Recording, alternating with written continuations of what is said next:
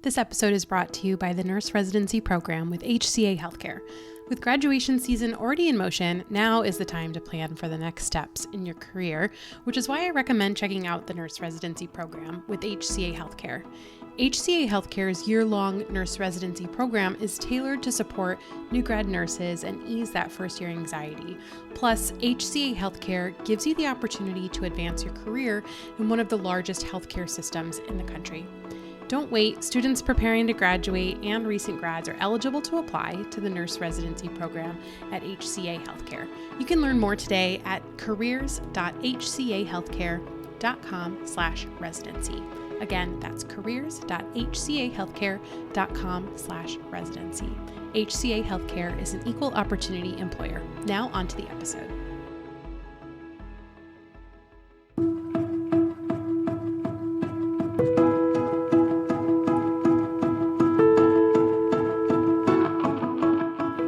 Welcome to the Nurse Becoming podcast. I'm your host, Amanda Guarnieri from the Resume RX, and this is the podcast that's dedicated to empowering and encouraging nurses along your path of professional and self-discovery. As a nurse practitioner, mom, and business owner, I'm on a mission to help you figure out how to leave your lasting impact on the world, all while bravely and fearlessly growing along the way. Join me for honest conversations and inspiring stories about personal and professional growth, all through the lens of nursing.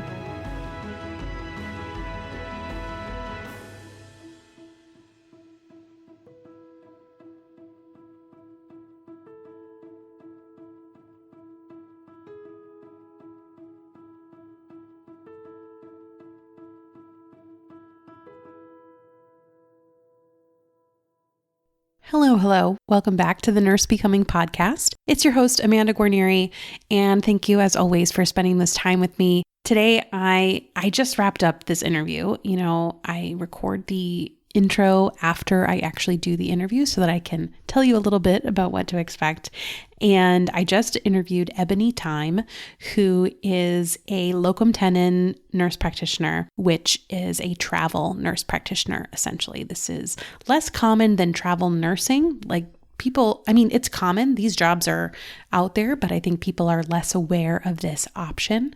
I did a solo episode, way back at the beginning of the podcast. Like if you scroll back pretty much all the way to the beginning, it was one of maybe the first 10 episodes that I did.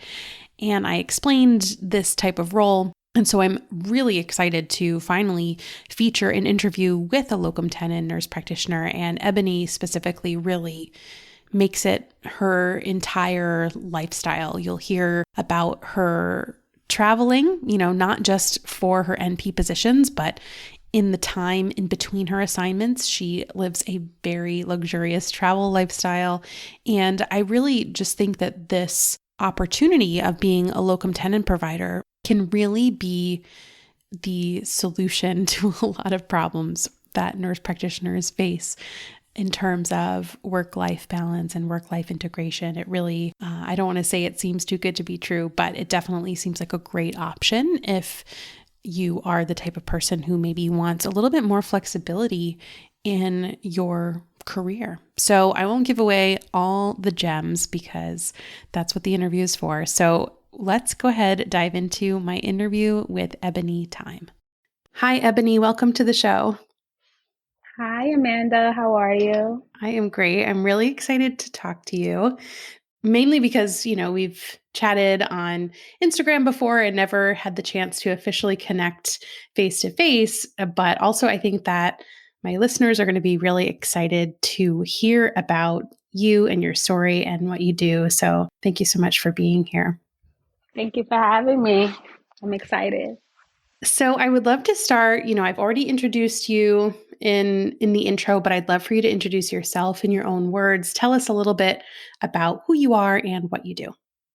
Sure. So my name is Ebony. I am a family medicine nurse practitioner. I've been practicing for the last 2.5 years, but I've been a nurse since 2014 with medical surgical background and ICU background as well. Born and raised in New York City. I have been for the last 2.5 years, I've been traveling as a nurse practitioner The proper term for it is a locum tenens provider in mainly urgent care, but I've done practice in primary care as well.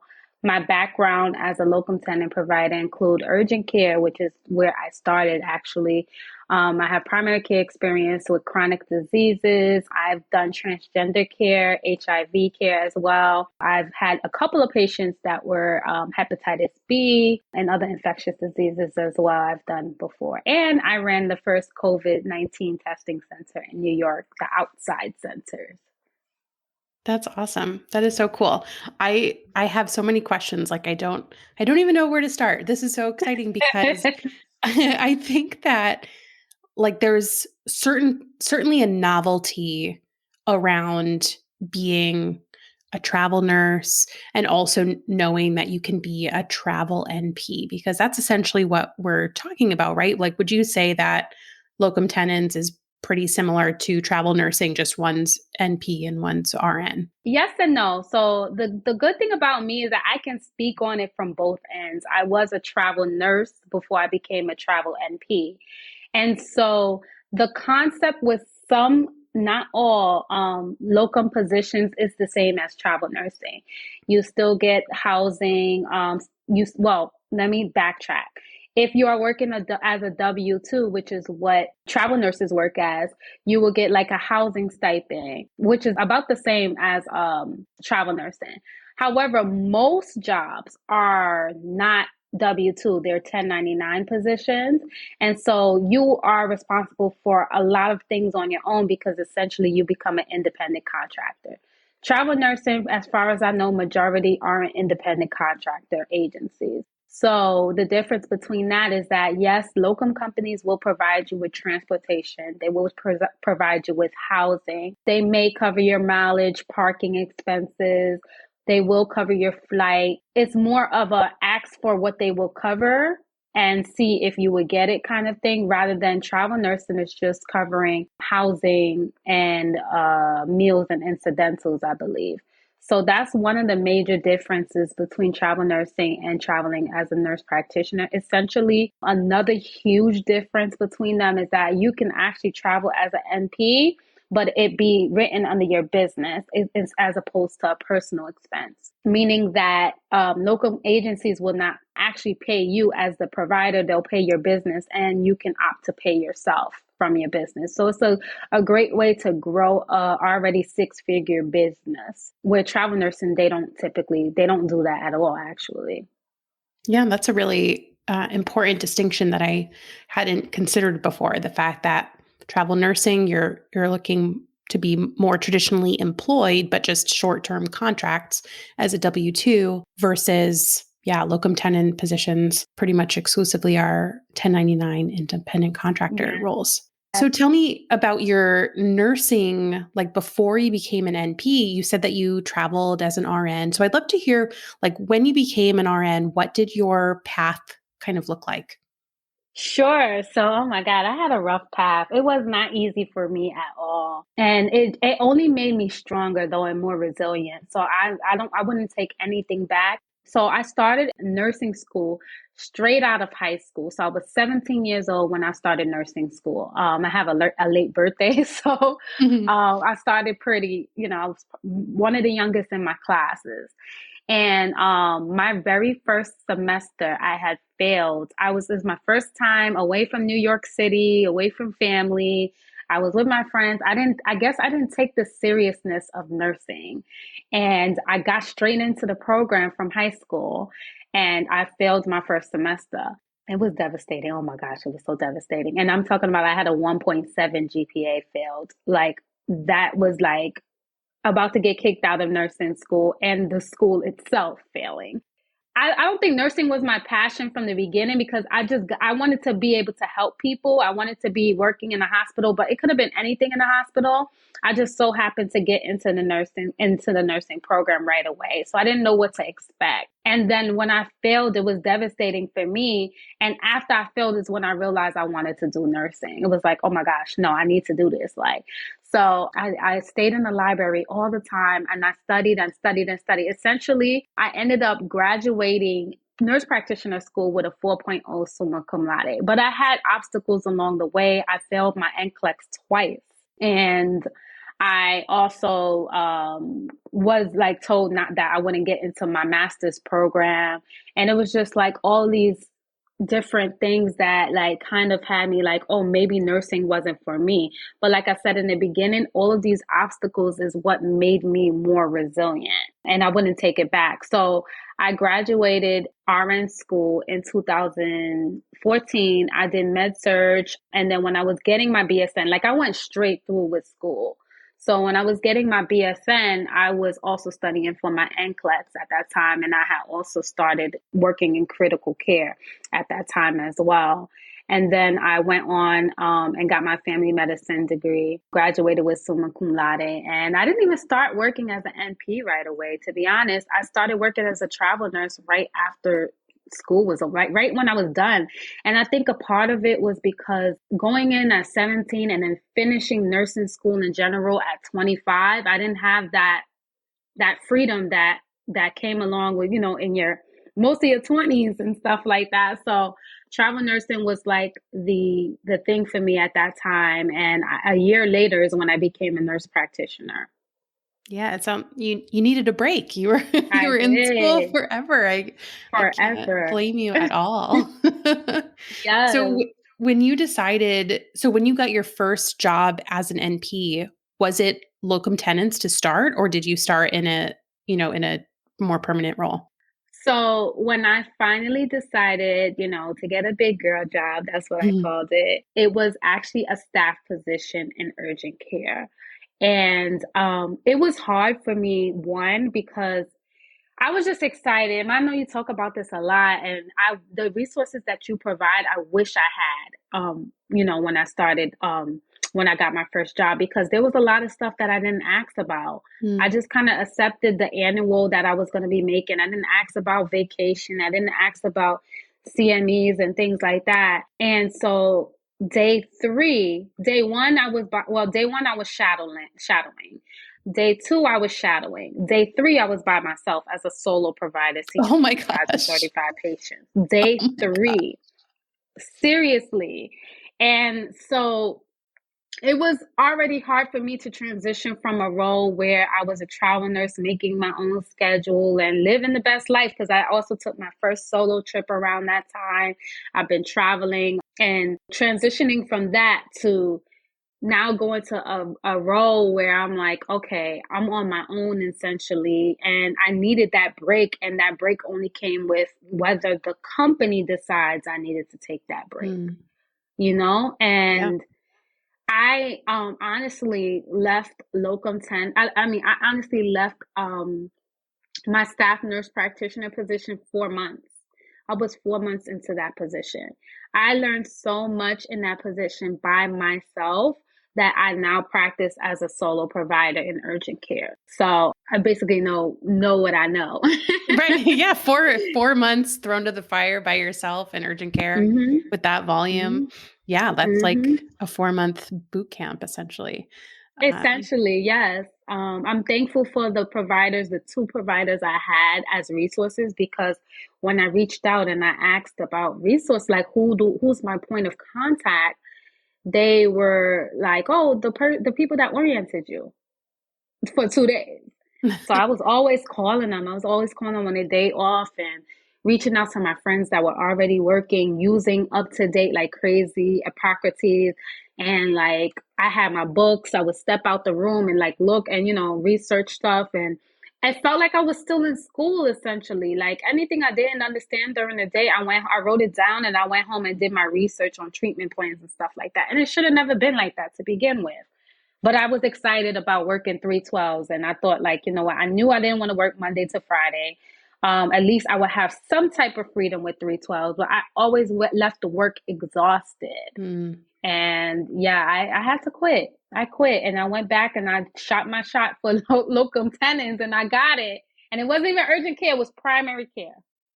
So tell me about that process. Like, did you go through, I'm assuming you went through an agency, like, did you reach out to hmm them? What did all that look like? So I'm going to backtrack and say that I knew I wanted to be a locum tenant. I just didn't know the term when I was in school. They came to a job fair and it was a whole bunch of tables with, a whole bunch of different companies. And I always found myself going to the tables where they were like, you can make your own schedule. You could work whenever you want to. And I didn't know much information about it. So I knew essentially that was always in the back of my mind as something I wanted to do. Just didn't know when I was going to do it because they already told me off the bat that I didn't have experience. So when the opportunity presented itself after 4 months, I'm jobless. I had just applied through an agency and I got the job. And basically, I met with who did I meet with? I met with the lead and I met with a physician assistant. So I had two people I met with, and they told me, listen, like, you don't have experience in primary care, but we're willing to train you in exchange for longevity. And so I did that. I stayed 6 months with them. I think 6 or 7 months with them in primary care. That's where I learned like chronic diseases and infectious diseases and like that kind of experience. And then the good part about it was that I had the support from other providers, and one of the providers was actually my preceptor. Because locums, they don't tell you when you first apply, they don't tell you what job it is, like where it's located and stuff like that. Like they when they submit you over, and then the clinic is willing to like interview you, then they tell you details about the clinic, like Right. where it's located, what's the name of the clinic. Well, they tell you where it's located, but they like what's the name of the clinic and stuff like that. And the clinic sounds familiar, so I had reached out to my preceptor at that time when I was in school. I was like, "Do you work in this clinic?"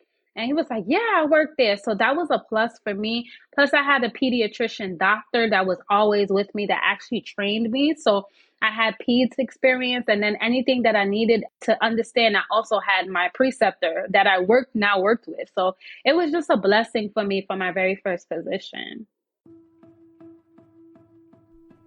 Hello, friend. I am excited to tell you that enrollment for my new program, Interview Prep Magic, is officially open. I have listened to you, my community members, my listeners, and I have finally put together a comprehensive course that will confidently prepare you to rock your interviews. We always like to celebrate new things around here, which is why we are running a promotion for this program until Tuesday, June 14th to celebrate the launch. To access this super special launch pricing and be one of the first students of Interview Prep Magic, head to theresumérx.com/interview or click the link in the show notes. Again, that's theresumérx.com/interview. Now on to the episode. That's amazing. That's such a positive experience that you had, and obviously it was positive enough that you decided to keep doing locum assignments, right? So I'm curious, like, where have you traveled far to work assignments? Mhm. Like, where has this taken you? Yes, so I am currently in California and I decided to extend my contract to September. I started in March and I decided it was a 3 month originally. I was supposed to be done next month, but I decided just to spend the summer in California. Most of my contracts I've done in New York. All of the boroughs in New York I've done. That's where I'm from originally. I done contracts upstate New York, which was about an hour and 15 minutes away from my house. So I went home every weekend. And then when I went to work, they would provide me with housing and they provide me with a car rental. I also worked in New Jersey and Seattle as well. So the furthest I've been, I would say, is California because I'm licensed in these states. So Yeah. I feel like the way I found you maybe was through your travel account, like not travel Mhm. NP, but like travel to luxurious destinations. So my next question Mhm. is, have you taken breaks in between your assignments to allow you that flexibility that it sounded like you were really always after? Always. So I would say like when I meet a recruiter, because you have to establish a good relationship with a recruiter, you know when a recruiter is not good for you when they're like pushy with your assignments. And that's with travel nursing as well, where they're like, "Oh, take this, take this, take this." And like so my recruiters, all of my recruiters know that I travel. Some way, somehow, I think it's because of my Forbes article. A lot of recruiters reach out to me due to that article as well and know that I travel off the bat. So they're more like, okay, they're looking for positions that are either flexible or work around my schedule. I kind of give them a schedule like, okay, I'm not going to be in the country this time. I'm not going to be in the country this month. So if you have a contract that start and when I come back and end before my next country, then I can do it. So they already know off the back. Taking breaks is essential for me, not only for traveling internationally, but like just for my family and friends and just taking a mental break is super important for me. But when I do work, I actually work. And so a lot of people did a lot of people didn't know that I was a travel NP because again, like my front page it doesn't show nothing that I do outside of just traveling. So people were curious all the time, like, what do you work? How do you get this money? Like, what's your line of work? And so, yeah, like just taking trips for me is super, super therapeutic. That's just the way I cope with a lot of things in life. And then so I started eventually branching out and showing like what I do outside of travel, because that's the side that people are missing and people never seen. So, yes. I love it. I feel like you're living like the best of both worlds, like the Absolutely. things that I hear NPs complain about, you get a very regular break from and it's probably really good to help keep you in a place where you don't grow resentful of the career choice you made, which Yeah. unfortunately is where, a lot of overworked and underpaid NPs get to, for sure. I definitely love what I do. I love taking care of patients. The thing is, I don't like the politics behind Mm, nursing, just healthcare in general. So I have no complaints with working, knowing that I know that I have a vacation coming up or I have a yeah. break coming up and a nice long break to see my family. So, and knowing that you don't have to stay in any position you don't want to. You're not contracted to stay in a position for a long period of time. And even if you are contracted, you better make sure that contract says you give a 30-day notice, Hmm. because there's contracts that you might not like. Right. But just knowing that you can leave is like, it's amazing. Yeah. So, what are some things that some advice that you would give some NPs who are listening and are like, this sounds really great. I want to do this. So, advice for prospective locum tenens providers. Sure. So when I first became a locum tenens, I owed $30,000 back in taxes, and I didn't know the importance of write-offs. And so when people think about becoming a locum, you have to think about three different things. So you have to think about applying for positions and seeing if you're qualified and comfortable for that position. You have to think about your finances. That part is like the biggest thing that you have to think about, because I always tell people that locums are not for everybody. You have to look at your current finances and see like, okay, can I take up on anything else?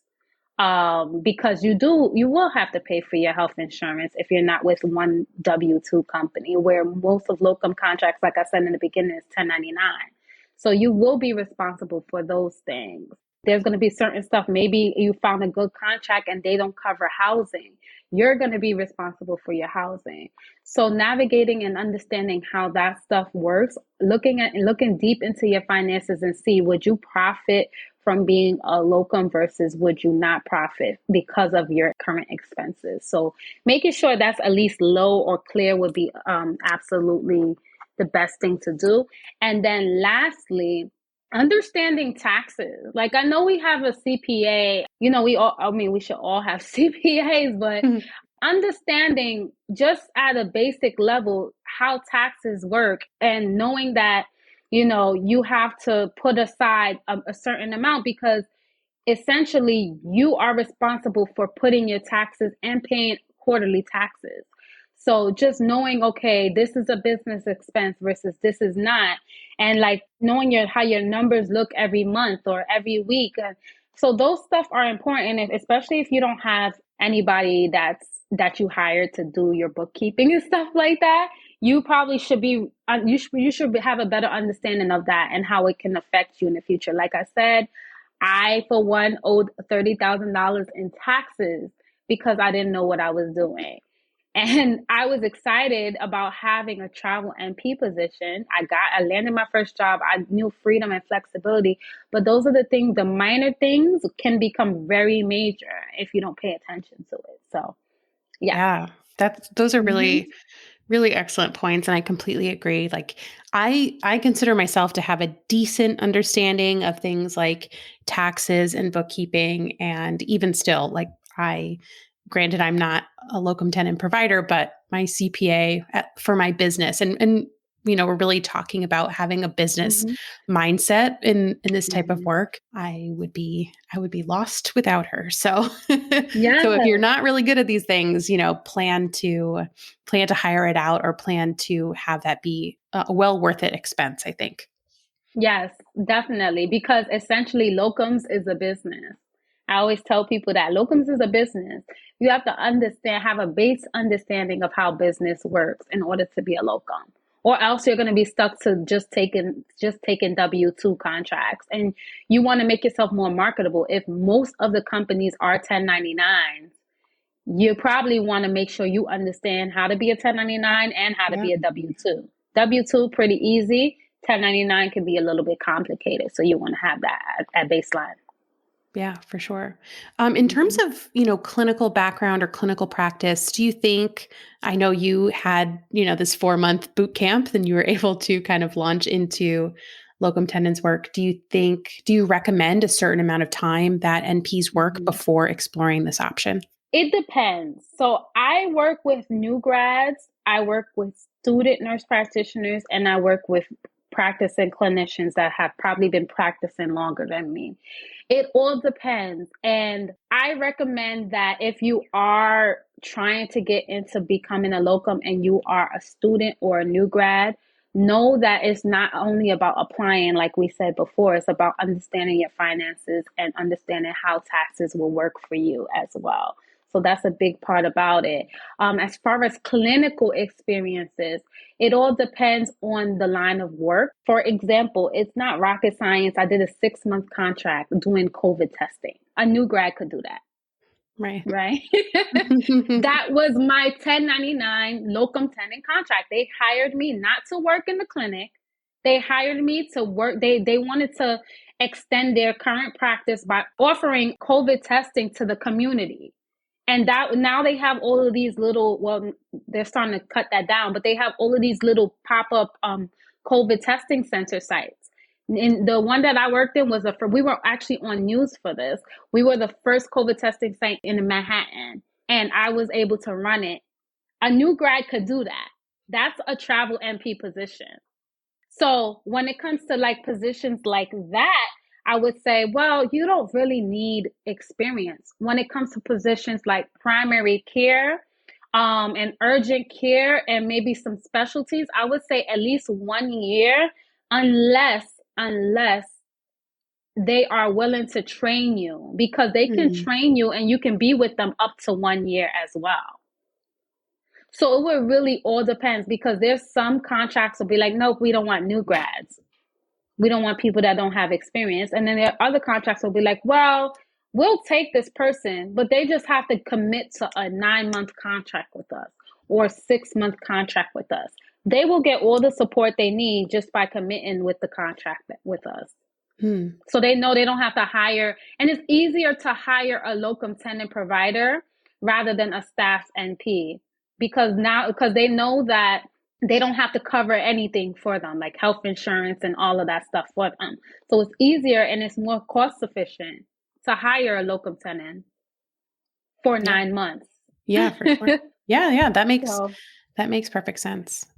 right. So I want to know more about your platforms and kind of like the other side of the work that you do. And I'm sure that you'll tell us about a couple different sides. We've already alluded to the fact that we've got kind of travel healthcare provider and travel lifestyle. So please share more about those.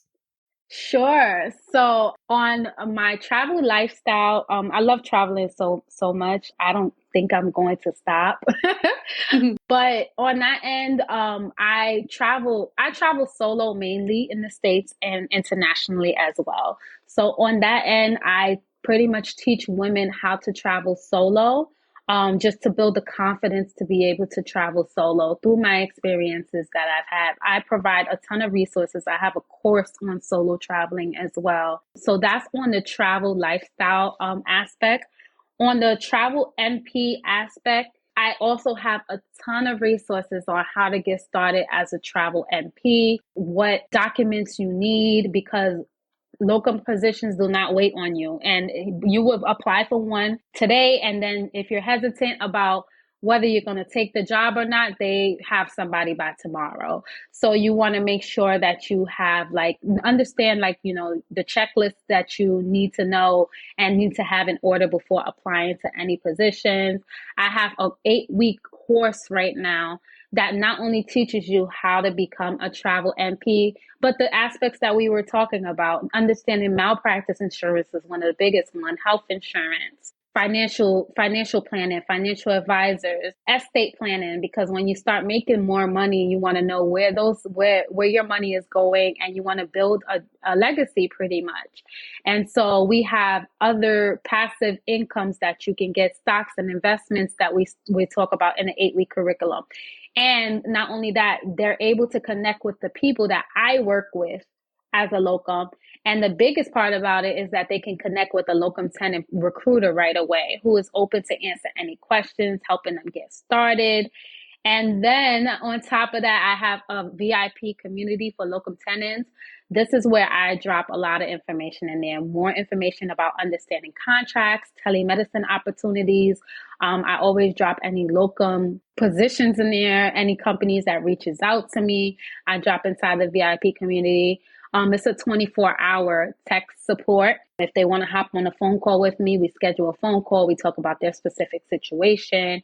And we had I want to say a lot, I don't know, I don't even know, a countless amount of people that actually landed jobs that's in my VIP community, because essentially they're working one-to-one with me on getting the job. So they can ask me any questions about the interview, about pay, which is the biggest portion, about if it makes sense to take this contract versus if it doesn't make sense to take this contract. It's just an amazing community. And now I recently launched my Travel NP Bootcamp Masterclass, which will take place in May. It's a live masterclass that's going to be for 45 minutes. That's just going to give you a bootcamp form of becoming a travel NP. It's just a lot of resources. Like, I just really want people to start crafting their career, knowing their worth. And yeah, so it's amazing. I'm so impressed and inspired by you. You just Thank have you. so much to offer in all these places. And for the listeners, tell us specifically where they can connect with you or follow you. Like, where do you want people to go if they're interested in Mhm. learning from you? So if you guys are interested in learning from me, you can follow me on Instagram. My Instagram is at EBB, the THENP. You can find me on there. Once you find me on there, you can actually have a link to go to my travel page if you're interested in traveling. It's front page_Eb. And I'm always posting. I'm always in my stories. I'm always posting in my feed. You could definitely find me over there. I love it. And my final question for you, I would love to know if you have any big dreams or any big goals. Like, Yeah. what's the next big thing for you? This has been on my mind for a while, actually. I want to host a mission trip. I want to somehow connect travel, like nursing in general, with international travel. So mission trips is big on my mind right now. I do host group trips right now, but I wanted something specifically for the nursing career and how we can get out and just help the communities in different countries. That's one of my biggest goals. And one of my other goals is to do some long-term traveling as well for a few months. I mean, I usually do 1 to 2 months sporadically, but like I'm talking about like 6, 7, 8 months away, probably to Bali. Amazing. That sounds amazing. I have someone in Bali who I will connect you with Please do. when you go. So you'll have Please. a friend. That's amazing. And your mission trip sounds wonderful. sign me up. And I just love asking that question because I think that, when we say our dreams and our big goals out loud, it's so much more impactful for us to actually make them happen. So thank you. Yes. Thank you for sharing Thank that. you. Thank It you. I has appreciate it. been And it will such a happen. treat. Yes, it will happen. And I can't wait to celebrate it when it does, for sure. Thank you. So thank you for your time. Thank you for sharing all this wonderful information. For the listeners, you can head to the show notes. I will link to all of Ebony's pages that she shared. That way you can go follow along, connect with her, and get those Locum Tenen goals rolling. So thank you so Thank much. you so much. Thank you for having me, Amanda. I appreciate it. Well, that does it for today. Thank you so much for listening all the way to the end. If you have found today's episode helpful and you would like to support the Nurse Becoming podcast, I invite you to buy me a coffee at buymeacoffee.com/nursebecoming. I appreciate your support. This helps me create more content for you to enjoy and benefit from in the future. Also, would you consider giving me a rating or review on Apple Podcasts if you haven't done so already? It will truly help other nurses find the show and know that it's worth listening to. For more information about this episode, as well as a place to submit your questions or suggestions for future episodes or guests, head to nursebecoming.com. I can't wait to connect with you soon, and until next time, remember, I am always rooting for you.